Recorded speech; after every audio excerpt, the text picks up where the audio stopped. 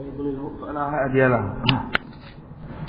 وأشهد أن لا إله إلا الله وحده لا شريك له وأشهد أن محمدا عبده ورسوله لا نبي بعده اللهم صل عليه وعلى آله وأصحابه ومن تبعهم بإحسان وسلم تسليما كثيرا أما بعد. Insyaallah taala kita akan lanjutkan kajian kita dari kitab Bulughul Maram, yang mana kita sudah masuk ke hadis yang ke-89. Wa Nabi Hurairah radhiyallahu anhu qala Rasulullah sallallahu alaihi wasallam istanzihu minal baul fa inna ammata azabil qabri minhu. Rawahu ad-Darqutni wal Hakim aktsaru azabil qabri minal baul wa huwa sahihul isnad. Berkata al-Imam al-Hafidz Ibn Hajar al-Asqalani asy-Syafi'i rahimahullah dari sahabat yang mulia Abi Hurairah, semoga Allah meridhoinya, beliau berkata, telah bersabda Rasulullah sallallahu alaihi wasallam suatu ketika, istanzihu minal baul.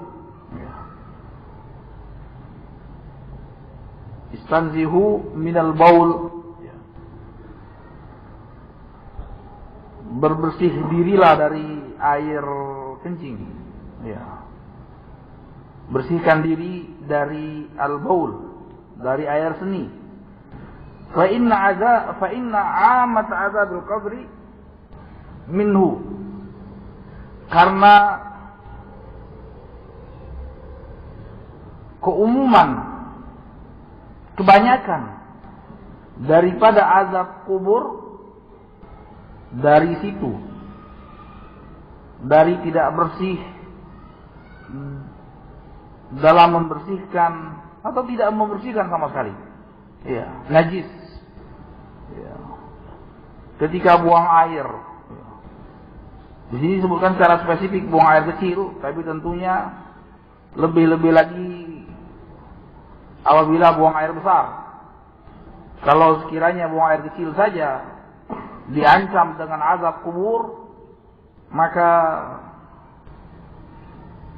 tidak bersih dari buang air besar lebih keras lagi.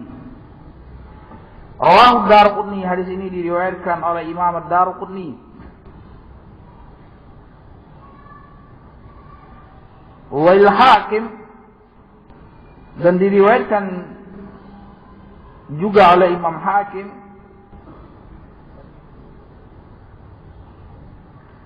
aktsaru azabil qabri minal baul wa huwa sahih isnad. Kebanyakan daripada azab kubur itu dari tidak bersihnya seorang, ya, dalam bersuci dari buang air kecil. Hadis ini dikatakan oleh al-Imam al-Hafidz Ibn Hajar, hadisnya sanadnya sahih. Ya, hadis ini sanadnya sahih. Ya. Dikatakan oleh Syekh Al-Bassam, al-hadis sahih. Hadis ini sahih, walau syahidun fi sahihain, ada yang semisalnya di Sahih Bukhari dan Sahih Muslim, ya, yaitu tentang fi ta'dzibi ahadits sahibil qabrain, tentang tatkala Rasulullah SAW melalui dua buah kubur, ya. Kemudian Rasulullah SAW bersabda di situ, ya, innahuma la yu'azzaban wa ma yu'azzabani fil kabir bala innahuma kabir, ya. Bala innahu la kabir amma ahaduhuma fakana yamshi bin namimah wa amma al-akhar fakana la yastanzih min al-baul, ya. Tatkala Rasulullah SAW melalui dua buah kubur, beliau bersabda, sesungguhnya dua kubur ini sedang diazab. Iya, sedang diazab.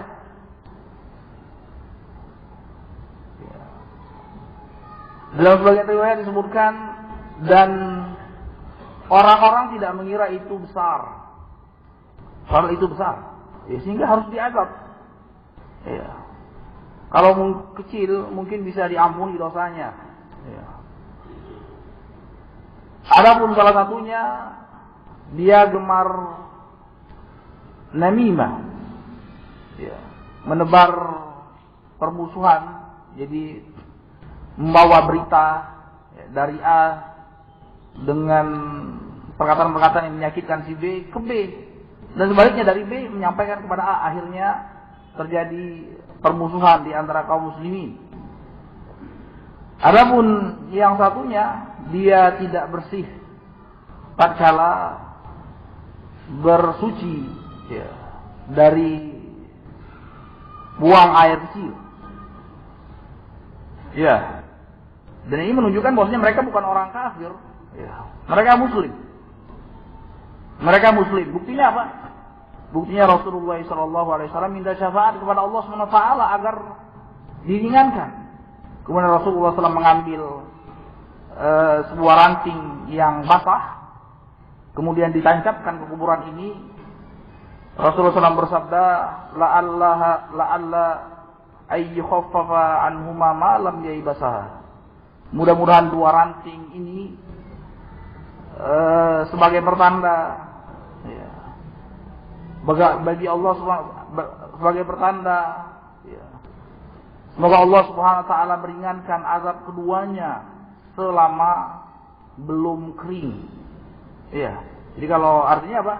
Kalau dua ranting tersebut sudah kering, ya balik lagi azabnya. Ya, ini menunjukkan bahwasanya mereka muslim. Kalau kafir tidak boleh memberikan syafaat, memohonkan ampun kepada Allah Subhanahu wa taala kepada orang yang kafir, bukan? Nah, ini terkala Rasulullah SAW memberikan syafaat kepadanya, memohon kepada Allah Subhanahu wa taala agar diampuni atau diringankan azabnya, maka ini menunjukkan bahwasanya keduanya muslim. Walaupun memang ada pengecualian daripada itu, yaitu tentang pengampunan atau peringanan dari Allah Subhanahu wa taala kepada Ali, kepada la ilaha illallah, kepada Abu Thalib, bapaknya sahabat Ali, ya, radhiyallahu taala anhu. Ya, ini sebagai pengecualian. Satu saja.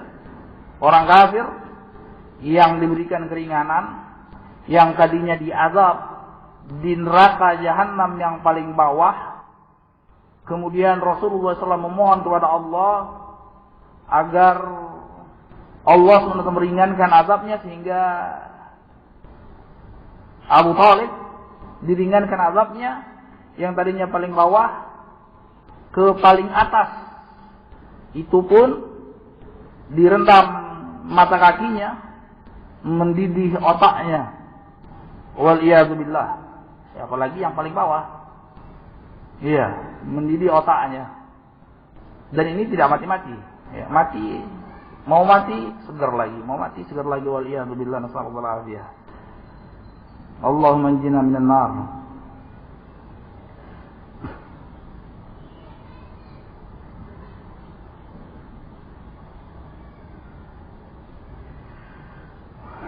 Dikatakan oleh Syekh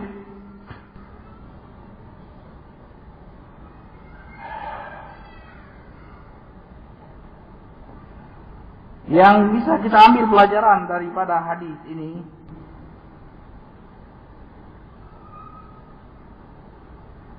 yang pertama, al-hirsu ala tanazzuh wal ibtiad min al-baul bi alla yusibahu fi badanihi wala thawbihi. Seyogianya seorang muslim itu harus betul-betul perhatian terhadap kebersihan badannya daripada najis. Iya. Jangan sampai terkena badannya maupun pakaiannya. Jadi harus hati-hati. Ya. Jangan sembarangan. Ya. Betul-betul badan dibersihkan, badan dan pakaian dibersihkan dari hal yang namanya najis.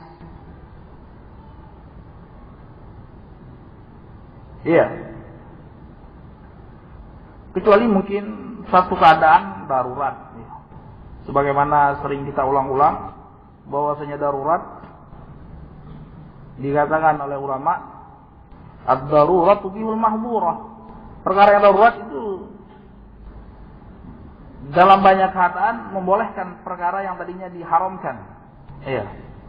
Kondisi misalnya salisul baul, seseorang tidak kuasa untuk tidak punya kontrol lagi, iya, untuk menahan air seninya, alias beser.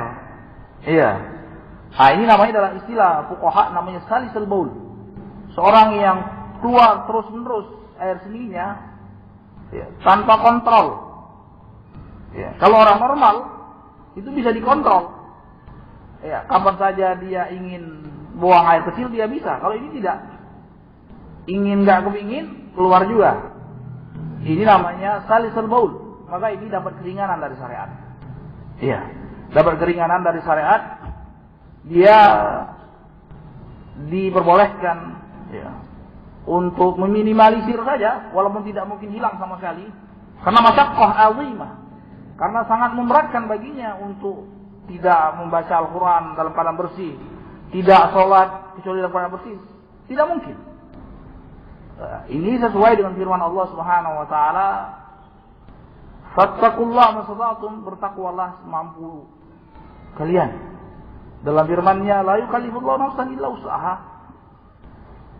Dan Allah Subhanahu Wa Taala tidak akan membebankan seorang dalam perkara syariat kecuali sesuai dengan kemampuannya. Dia tidak mampu lagi. Tidak mampu lagi kecuali dalam keadaan seperti itu. Atau misalnya seseorang yang diranjang kesakitan di rumah sakit misalnya, selama akalnya masih berjalan, ya, walaupun mungkin tidak bisa lagi bersih diri daripada najis, satu perkara yang hampir mustahil, berat baginya, ya, operasi dan lain sebagainya, ya, maka hal ini juga diperingankan, ya, walaupun mungkin tidak sempat untuk berwudu sekalipun, ya, tidak bisa misalnya, karena selama akal masih ada, kewajiban untuk sholat tetap harus ditunaikan walaupun badan masih berlumuran najis dan dia tidak sanggup, tidak kuasa untuk menghilangkan najis tersebut. Selama akalnya masih bekerja, iya, selama akalnya masih bekerja, maka diwajibkan seorang untuk menunaikan sholat sesuai dengan kemampuannya. Dan perlu diketahui bahwasanya al-waqt itu aujad furudis shalah, dikata ulama. Waktu, ya, waktu itu kewajiban yang paling ditekankan dalam sholat. Jadi bisa menggugurkan tutup aurat kalau mepet, iya. Jadi seorang misalnya diperkirakan di tengah hutan misalnya kecolongan, semuanya diambil, ya. Pakaiannya habis semuanya, ya. Dan diperkirakan kemungkinan besar kalau dia tunda untuk pakai pakaian baru sholat, kemungkinan duhur, asar, maghrib habis waktunya. Maka fattaqullaha mastata'tum, bertakwalah semampunya. Iya, sholatlah apa adanya. Ya seperti itu. Iya, ini kenapa? Karena al-waqt, mura'atul waqt. Iya. Yang paling ditekankan dalam kewajiban sholat itu waktu. Iya, yang paling ditekankan dalam kewajiban sholat itu waktu. Jangan sampai diundur-undur, ternyata habis waktunya. Iya. Atau seorang tidak bisa, iya, tidak mendapatkan air, kecuali harus lewat waktu, maka tayamum.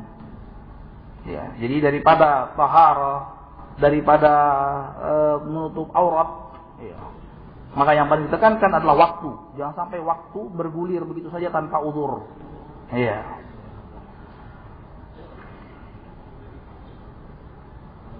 Ini jadi hukum asalnya seorang muslim yang sehat walafiat itu harus semaksimal mungkin menjaga diri daripada najis. Iya. Daripada najis. Akan tetapi jangan sampai kebablasan. Ya, karena dalam hal ini ada 3 kelompok. Ya. Ada kelompok yang bergampang-gampangan. Ya. Ekstrim juga ini namanya. Ya.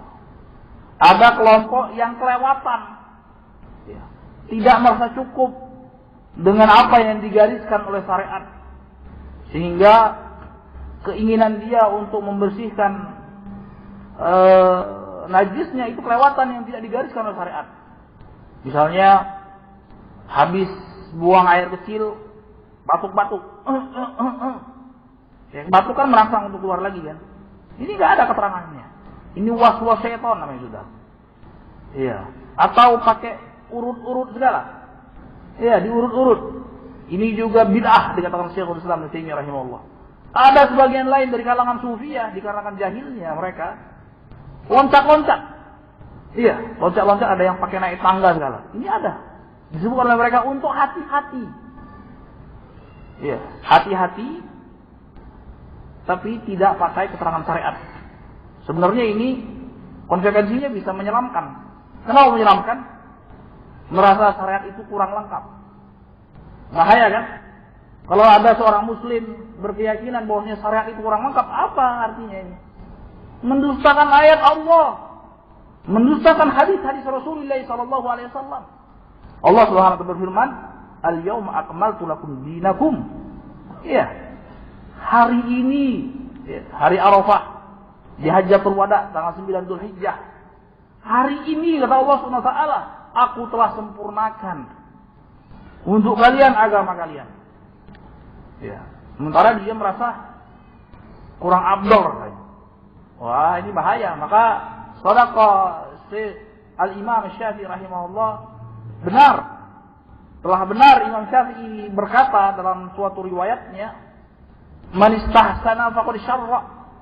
Barang siapa yang menganggap baik suatu perkara yang tidak disyariatkan oleh Allah Subhanahu wa taala, maka dia telah membuat syariat.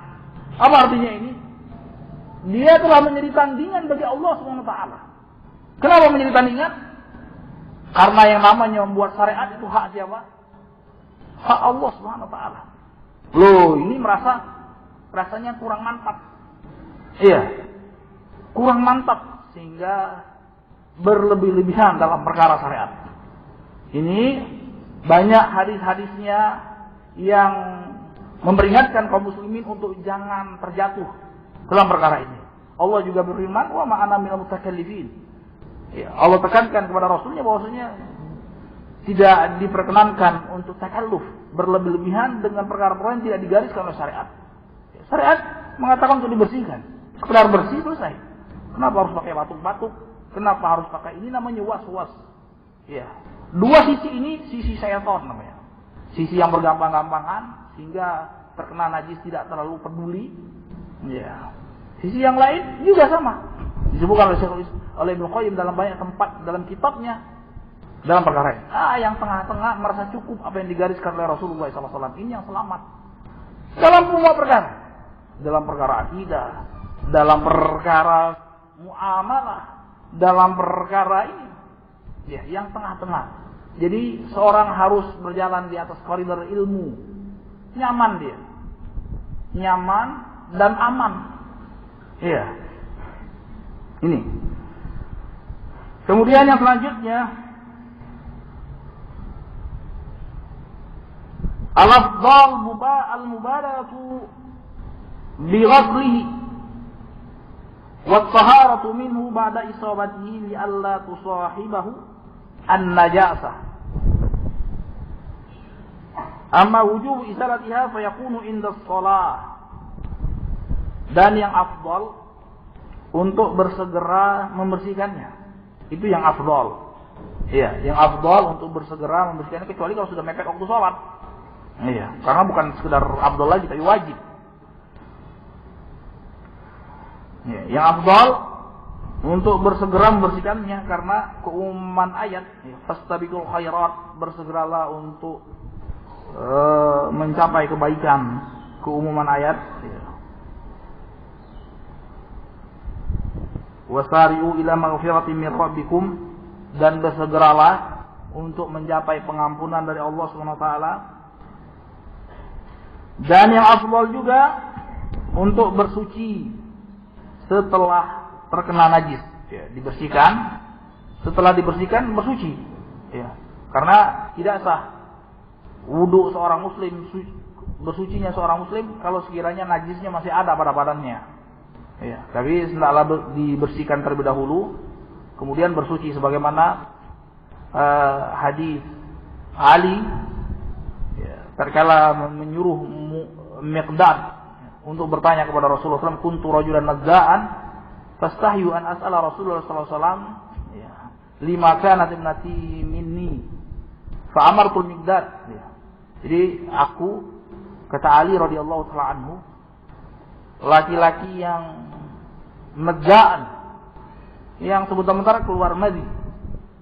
Artinya beliau sehat walafiat. Iya. Sehat walafiat, ya. Sebentar-bentar keluar madhi. Ya. Berat kan? Maka aku perintahkan kepada Miqdad, ya, tidak bertanya langsung kepada Rasulullah, malu. Karena anaknya Rasulullah, istrinya Ali radhiyallahu ta'ala anhu. Iya. Bertanya, malu, perintahkan kepada Miqdad untuk bertanya. Kemudian Rasulullah SAW perintahkan, ighsil dzakarak wa tawadda. Dalam riwayat, tawadda wa mdhah farjak.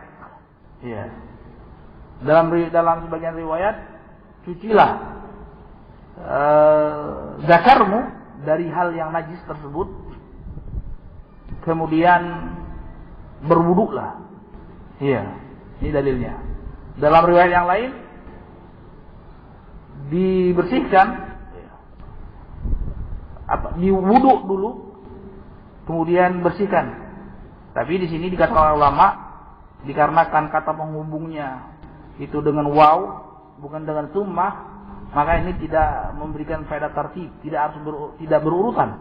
Jadi yang benar, ya, tidak boleh seorang berwuduk dulu baru dibersihkan zakarnya dari najis, tapi bersihkan dulu najisnya baru berwuduk, ya, baru berwuduk. Ada sebagian riwayat di Musnad Ahmad, adapun yang di Sahih Bukhari dan Sahih Muslim seperti ini riwayatnya. Yang di Musnad Ahmad ada keterangan untuk membersihkan juga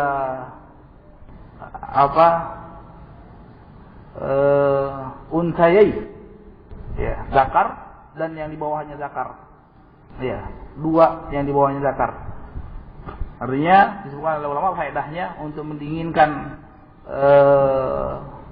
suasana, ya.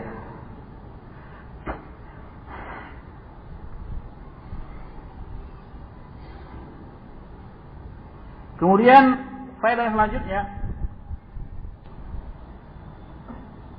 annal baul najis.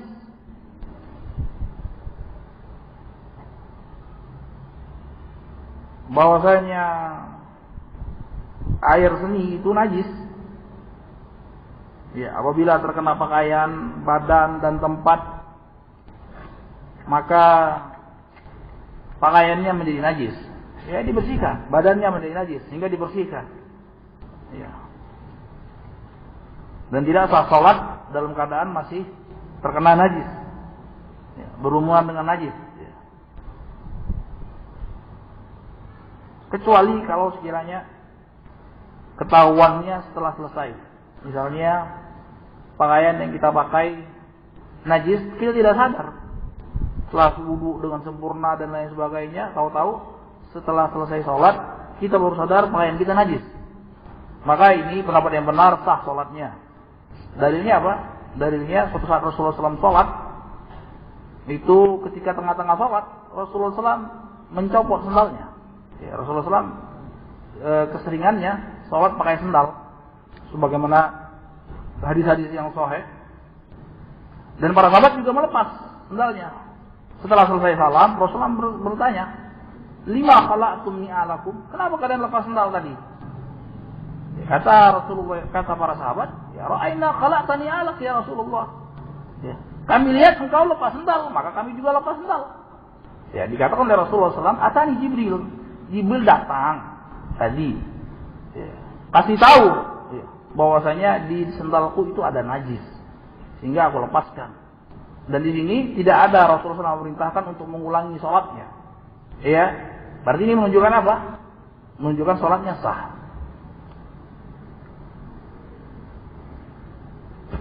Kemudian hadis ini juga menunjukkan bahwasanya kebanyakan azab kubur itu ya, luar biasa. Jadi jangan disepelekan ini. Kebanyakan azab kubur itu dari tidak bersihnya seorang membersihkan air seninya. Sebagaimana tadi hadis yang telah kita baca di Sahih Bukhari, Sahih Muslim. Kemudian yang terakhir, faedah yang terakhir, bahwasanya azab kubur itu hak. Sebagaimana hadis di Sahih Bukhari dan Sahih Muslim dari Aisyah radhiyallahu taala anha, sa'altun Nabiy sallallahu alaihi wasallam an azabil qabri, qala na'am, azabul qabri haqqun. Aisyah radhiyallahu bertanya tentang azab kubur, maka Rasulullah berkata azab kubur itu hak. Dan mazhab Ahlussunnah bahwasanya azab kubur itu ruh dan badan. Iya. Dan perlu diketahui, iya, sama sekali tidak bertentangan dengan akal sehat. Iya.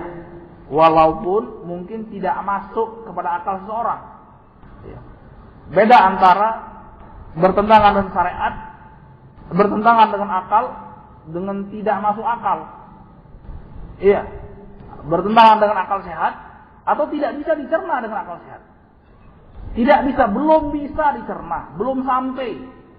Ya, jadi orang harus tahu diri, ya, manusia harus tahu diri bahwasanya banyak perkara-perkara yang akal kita itu belum sampai di sana. Bukan berarti bertentangan dengan akal sehat.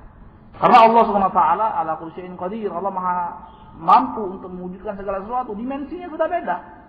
Dunianya beda. Iya. Dunia, alam kubur, alam akhirat. Beda ini, dimensinya beda. Iya. Seorang tidak paham hakikat azab kubur sebelum mati dulu kamu baru tahu azab kubur. Mati kafir silakan. Rasakanlah azab kubur. Iya, baru tahu rasanya. Ya, ini dan dunia seorang tidak akan paham betul azab kubur sebelum dia tahu hakikatnya sebenarnya seperti apa azab kubur hakikatnya. Rasakan dulu, mati dulu baru tahu. Nah, dimensinya sudah beda, alamnya sudah beda. Sehingga bukan suatu perkara yang perlu dipertanyakan. Loh, kami lihat kok bahwasanya dibungkus di dalam peti, dikasih dibuat seperti mumi. Iya, kemudian dikasih video CCTV, ya. Nggak ada itu namanya malaikat. Ya, bahlul ente. Iya, itu alamnya sudah beda. Iya, bukan alam dunia lagi, tapi alam barzah. Barzah itu perantara antara alam dunia dan alam akhirat. Iya, nggak kesampaian teknologi manusia. Iya, itu rahasia Allah Subhanahu Wa Taala. Alam ghaib itu sudah rahasia Allah Subhanahu Wa Taala. Ya nanti mati dulu ente kafir, nah nanti baru rasakan azab kubur. Iya. Ini jadi dimensinya sudah beda. Dimensinya sudah beda dan Ahlussunnah berkeyakinan bahwasanya dan ini yang ditunjukkan oleh Al-Qur'an dan Sunnah bahwasanya azab kubur dalam dalil-dalil nanti kita pada tempatnya insyaallah, dalil-dalil yang jelas dari Al-Qur'an dan Sunnah menunjukkan bahwasanya azab kubur itu benar adanya dan menimpa raga dan jasad dan rohaninya sekaligus. Jasad dan rohaninya sekaligus. Ya. Bukan sekarang tempatnya.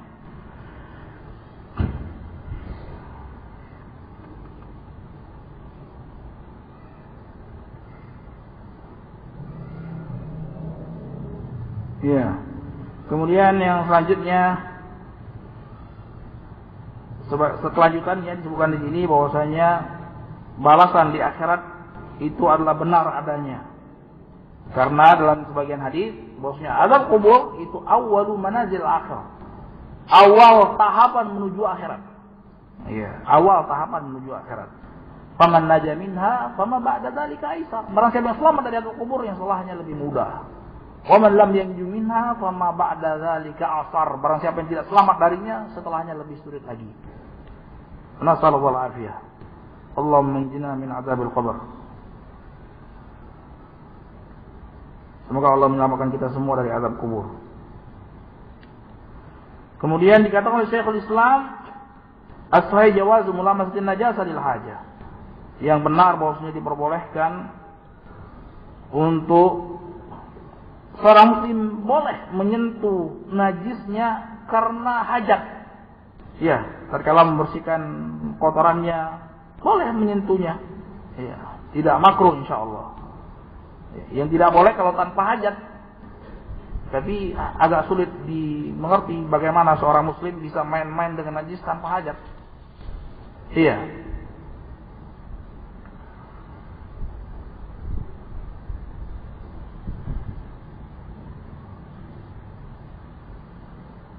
Iya.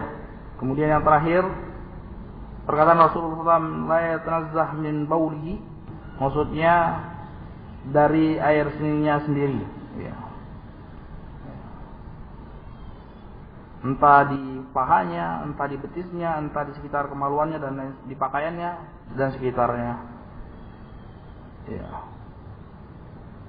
Baik. Pertanyaan insyaallah pada yang akan datang, ikhwan, insyaallah tadi sudah diumumkan bahwasanya akan ada tabligh akbar ya, di Masjid PTIK, dan insyaallah akan dihadiri oleh pejabat PTIK sendiri. Mudah-mudahan gubernur PTIK bisa hadir. Kemudian mungkin akan dikasih kata sambutan oleh Menteri Kehutanan. Dan tolong ikhwan jaga adab, jangan sampai mengecewakan. Iya, jaga senyum ya, dan jangan kesannya serem terus. Iya, kalau sunnah berada di garda depan untuk berakhlak yang mulia, senyum. Ya Rasulullah SAW sering kita dengar, tabussumuka fi wajhi akhik shadaqah. Iya, insyaallah yang hadir muslim semua. Iya, kata Rasulullah SAW, senyummu di muka saudaramu itu shadaqah. Mentang-mentang panitia keamanan kereng terus. Enggak benar. Iya. Kemudian Rasulullah SAW bersabda, wa antal akhaka biwajhin taliq shadaqah. Engkau bertemu saudaramu dengan muka yang menyenangkan, yang lepas gitu, enggak dikrut-krut, itu shadaqah. Ya, kita tidak tahu ikhwan, kalau ternyata perkara itu yang memberatkan kita di mizan. Ya, ikhlas karena Allah Subhanahu wa taala, mana tahu ternyata amalannya besar di sisi Allah Subhanahu wa taala, pahalanya besar di sisi Allah. Mana tahu itu yang menyebabkan kita selamat dari siksa kubur dan siksa neraka. Ya, ini perlu dijaga ya. Dan demi ketertiban bersama ya, selama kajian tersebut ya, dan kita hendak menunjukkan bahwasanya Ahlussunnah anti yang namanya teror dan yang semisalnya. Ya. Ahlussunnah senantiasa berpijak di atas tuntunan Al-Qur'an dan Sunnah. Ya. Senantiasa berpijak di atas tuntunan Al-Qur'an dan Sunnah. Dan akan dijelaskan insyaallah seperti apa mauqif, seperti apa sikap Ahlussunnah terhadap teror-teror yang terjadi akhir-akhir ini. Ya. Dan akan dijelaskan mungkin beberapa syubhat, kerancuan-kerancuan yang terjadi di situ. Ya. Ya. Iya, dan perlu diketahui bahwasanya yang khusus ikhwan dulu. karena tidak memungkinkan. Ya, masjidnya juga kecil. Ya, khusus ikhwan, ya, akhwat mungkin bisa via apa? Oltak atau telepon. Ya. Ini. Ya. Insyaallah mudah-mudahan bisa dimaklumi. Ya. Wabillahi taufiq. Walhamdulillahirabbil alamin. Ya. Subhanakallahumma wa bihamdik asyhadu an la ilaha illa anta astaghfiruka wa atubu ilaik.